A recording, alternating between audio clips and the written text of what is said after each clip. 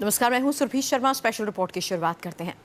बेईमानों के लिए बुरी खबर है, क्योंकि अब बेनामी बिल्डिंग पर भी मोदी की नजर है। जी हां, रियल एस्टेट की खुफिया डीलिंग में अपनी ब्लैक मनी खपाने वाले भ्रष्टाचारियों को प्रधानमंत्री मोदी ने फाइनल वार्निंग दे दी है। प्रधानमंत्री ने यह साफ कर दिया है कि सरकार को अंधेरे में रखकर बेनामी प्रॉपर्टी का अंपायर खड़ा करने वाले अब नहीं बच पाएंगे। आपको दिखाते हैं कौन कौन बनने वाले हैं प्रधानमंत्री के एंटी करप्शन ऑपरेशन का अगला शिकार।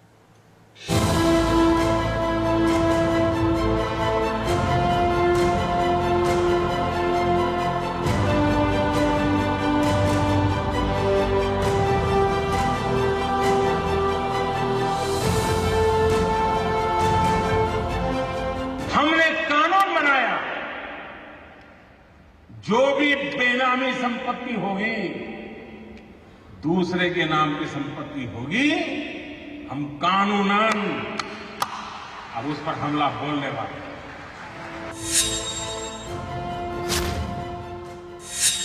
500 करोड़ का क्लर्क, प्रॉपर्टी, गोवा में फ्लैट, मुंबई में मकान, बेंगलोर में बंगला।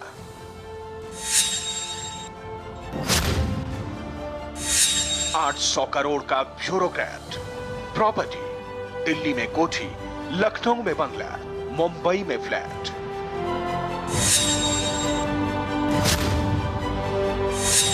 1000 करोड़ का उद्योगपति, प्रॉपर्टी, मुंबई में बंगला, बेंगलोर में कोठी, दिल्ली में फार्म हाउस।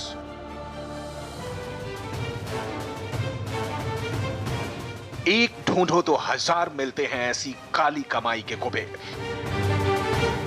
कभी कोई यादव सिंह, कभी कोई अखंड प्रताप सिंह, कभी कोई नीरा यादव, राजीव कुमार, कभी कोई क्लर्क, तो कभी आईएएस, कभी कोई सरकारी बाबू, कभी नौकरशाह। करोड़ों का अंपायर खड़ा करने वाले ऐसे जालसाज जिनकी आदत बन चुकी है टैक्स की चोरी, घूसखोरी और बेईमानी से अपनी तिजोरियां भरना। लेकिन लूट खसोट से नोट बटोरने वालों की अब खैर नहीं है, क्योंकि ईंट पत्थर की इमारतों की शक्ल में अपनी काली कमाई को ठिकाने लगाने वालों की गर्दन पर कसने वाला है कानून का शिकंजा।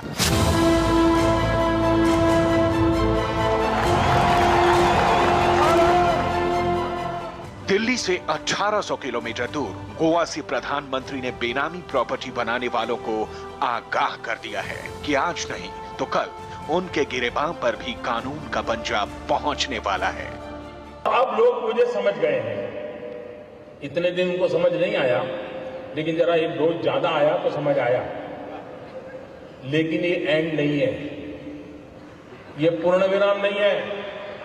मैं आज खुल करके कहता हूं, ये पूर्ण विराम नहीं है।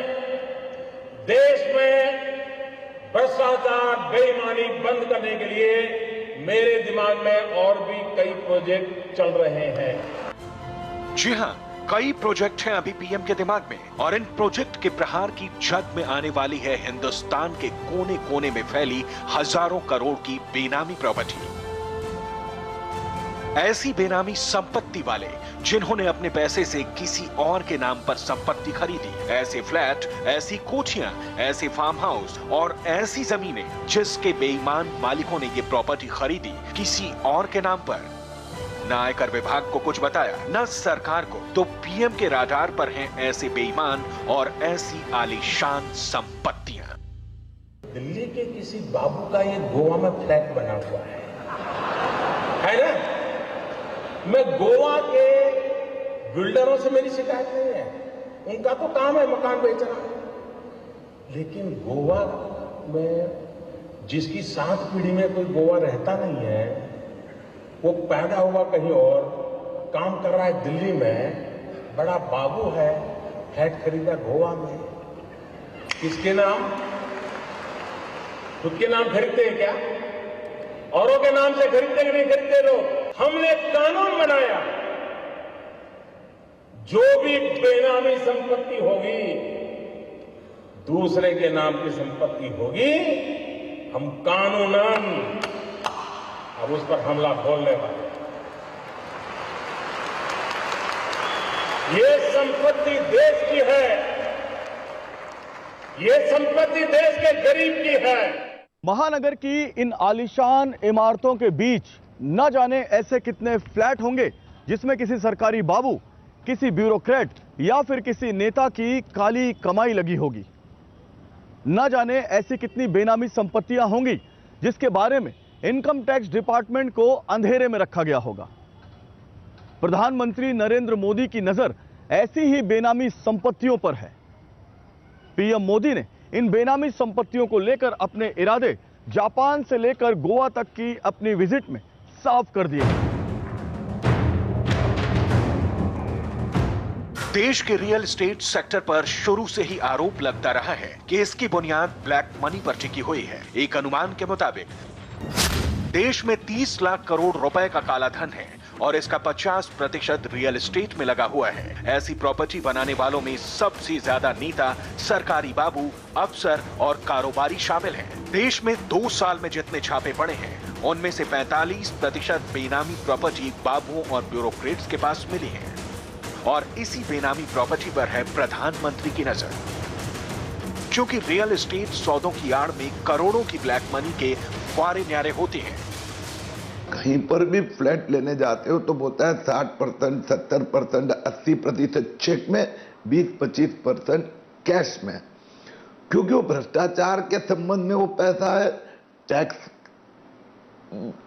इवेजन का पैसा है और साथ में रियल एस्टेट में बड़े प्रमाण में हॉट मनी या स्कैम मनी, भ्रष्टाचार का पैसा पार्क किया जाता है। इसलिए रियल एस्टेट और भ्रष्टाचार, करप्शन, ब्लैक मनी सीधा संबंध है। बेनामी तो वही है कि कोई पॉलिटिशियन है, कोई पब्लिक सर्वेंट है जिसका आमदनी उतना नहीं है, पर आमदनी से ज़्यादा अगर प्रॉपर्टी है तो उसको छुपाने के लिए और किसी के नाम में डालता है। यहाँ पे करप्शन का एंगल भी आ जाता है, वहाँ पे बेनामी प्रॉपर्टी का आपका एंगल आएगा। बेनामी प्रॉपर्टी पर पीएम की ललकार के बाद बेईमानों के बीच खौफ से भरी कानाफूसी शुरू हो गई है। माना जा रहा है कि काली कमाई से बनी आलीशान इमारतों के साथ ही करोड़ों का सोना रखने वालों पर भी मोदी सरकार का सर्जिकल अटैक हो सकता है, जो कि बेनामी बिल्डिंग वालों के लिए तो खतरे की घंटी बज चुकी है। बुरे दिन उनके भी आने वाले हैं जिन्होंने नियम कानून को ताक पर रखकर अपनी काली कमाई को सफेद बनाने के लिए सोने चांदी की ताबड़तोड़ खरीदारी की है। आपको जानकर यह हैरानी होगी कि इधर नोटबंदी का ऐलान हुआ, उधर सिर्फ 5 दिन में बिक गया 25 टन सोना और इस खरीद बिक्री का बड़ा हिस्सा हुआ बिना किसी बिल के, बिना किसी हिसाब किताब के। प्रधानमंत्री ने ऐसे लोगों के इलाज का भी इंतजाम कर लिया है।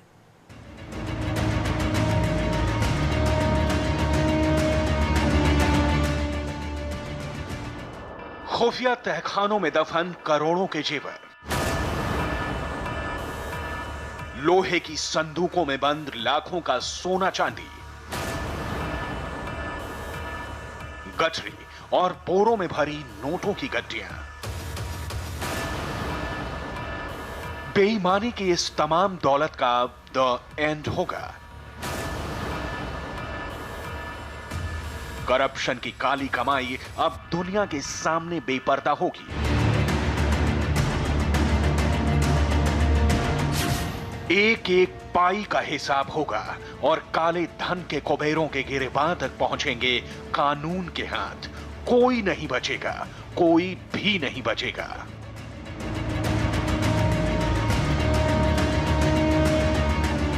ये जो बैंकों के सामने जंग छिड़ी है, ये जो एटीएम के आगे मारामारी हो रही है, ये जो नए नोटों के लिए आम आदमी धक्के खा रहा है, ईमानदारी की कुर्बानी जाया नहीं जाएगी।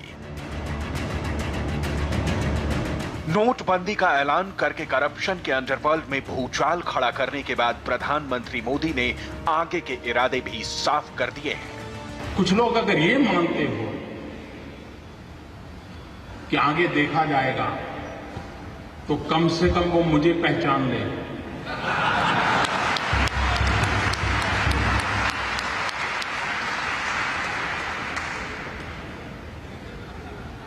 देश आजाद हुआ तब से अब तक का आपका कच्चा चिट्ठा मैं खोल दूंगा। सुना आपने, हेराफेरी करके करोड़ों की दौलत जमा करने वाले हर बेईमान का कच्चा चिट्ठा खुलेगा।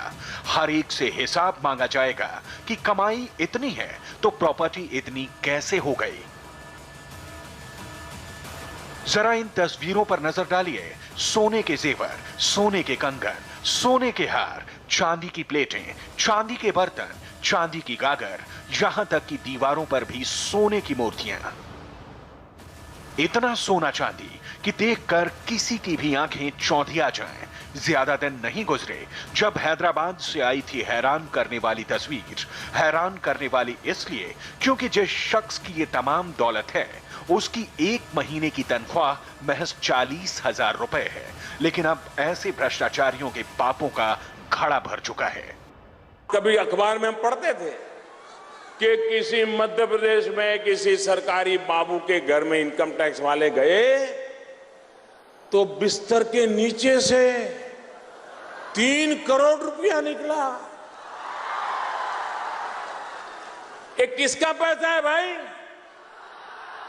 ये गरीबों का है कि नहीं है? माना जा रहा है कि बेनामी प्रॉपर्टी के अलावा किलो के भाव में सोना खरीदने वालों को भी दबोचा जाएगा। ऐसा इसलिए क्योंकि नोटबंदी के बाद सिर्फ 5 दिन में तकरीबन 25 टन सोना बिक चुका है।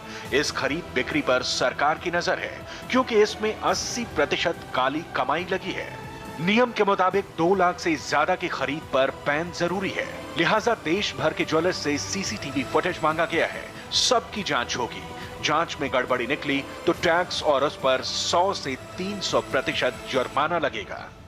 घर में शादी हो, ब्याह हो, कुछ काम हो, ज्वेलरी खरीदते हैं। बीवी का जन्मदिन हो, ज्वेलरी खरीदते हैं। कभी सोना खरीदते हैं।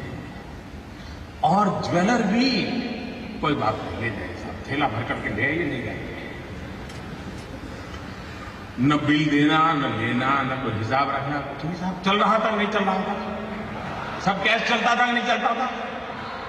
ये कोई गरीब लोग करते थे क्या? ये बंद होना चाहिए, नहीं होना चाहिए। हमने नियम बनाया कि 2 लाख रुपए से ज्यादा अगर आप गहने खरीदते हैं, ज्वेलरी खरीदते हैं, तो आपको आपका पैन नंबर देना पड़ेगा ही। पीएम का अगला प्रहार क्या होगा, ये सोचकर ही कांप रही है बेईमानों की जमात। थर्रा रहे हैं बेनामी दौलत के बादशाह। फिक्र में दुबले हुए जा रहे हैं भ्रष्टाचारी। यही वजह है कि गंगा में नोट बह रहे हैं। कूड़े के ढेर से नोटों के बंडल मिल रहे हैं। अजब गजब तरीके से बरामद हो रहे हैं बंद हो चुके 500 और 1000 के नोट। यहां तक कि काले पैसे को ठिकाने लगाने के लिए आधी आधी रात को निकल रही हैं गाड़ियां, लेकिन उन पर भी सरकार की पैनी नजर बरकरार है। रात को गाड़ियां निकलती हैं, देखती हैं कहीं सीसीटीवी कैमरा तो नहीं है। अगर सीसीटीवी कैमरा नहीं है तो चोरी छुपी से मुंह पे कपड़ा बांध करके जो कूड़े कचड़े का ढेर होता है ना, उसमें जाकर के नोट फेंक करके भाग जाते हैं। क्योंकि मैंने कहा है ये जो नोट फेंकने आ रहे हैं, सीसीटीवी कैमरा में वो भी अगर हाथ लग गए तो हिसाब तो देना ही पड़ेगा। मोदी सरकार के इरादे साफ हैं। नोटबंदी के साथ जिस मुहिम की शुरुआत की गई है उसे अंजाम तक पहुंचाया जाएगा। बेनामी प्रॉपर्टी, बेनामी कंपनी, रियल एस्टेट, गोल्ड में लगाई गई ब्लैक मनी के पर्दाफाश के लिए बेनामी प्रॉपर्टी अमेंडमेंट बिल बन रहा है। उसी के जरिए भ्रष्टाचारियों पर सख्त कार्रवाई की जाएगी।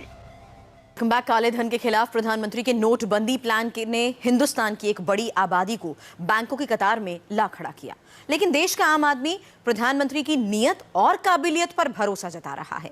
और यही वजह है कि तमाम परेशानियां झेलने के बावजूद ज्यादातर लोग कह रहे हैं कि अगर देश को करप्शन से निजात मिलती है तो लंबी लंबी कतारें भी मंजूर हैं।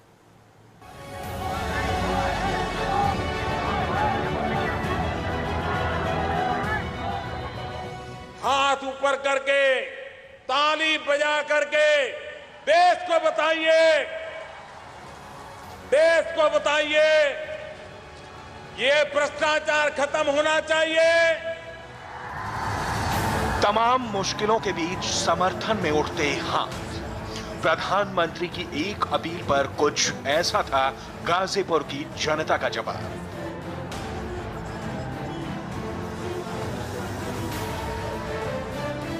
मालूम है कि मुश्किलें बड़ी हैं, मालूम है कि पिछले 5 दिनों में बैंकों के सामने कतारें लंबी होती जा रही हैं, मालूम है कि घर से बैंक पहुंचने पर और घंटों लाइन में खड़े होने पर भी पैसे मिलेंगे या नहीं तय नहीं है। फिर भी लोग साथ खड़े हैं प्रधानमंत्री के साथ, उनकी योजना के साथ। भरोसा है कि 50 दिन बाद कुछ बेहतर होगा।